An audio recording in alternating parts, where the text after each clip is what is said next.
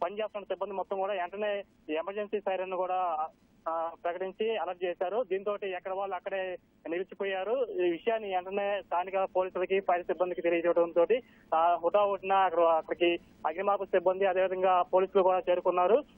ఇప్పటి వరకు ఉన్న సమాచారం అయితేనేమో లోపల ఉన్నటువంటి కార్మికులకి సుమారు 8 మంది కార్మికులకి అయితే తీవ్ర గాయాలయ్యాయి.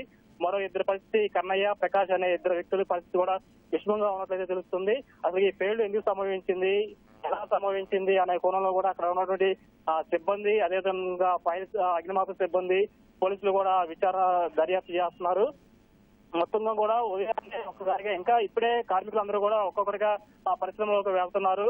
ఉదయాన్నే ఈ పరిశ్రమలో భారీ పేలుడు సంభవించడం అక్కడ ఉన్నటువంటి స్థానికులు అదేవిధంగా కార్మికులు అందరూ కూడా భయాందోళన పరిస్థితి అయితే ఉంది. అశ్విని, ధన్యవాదాలు ఈశ్వర్.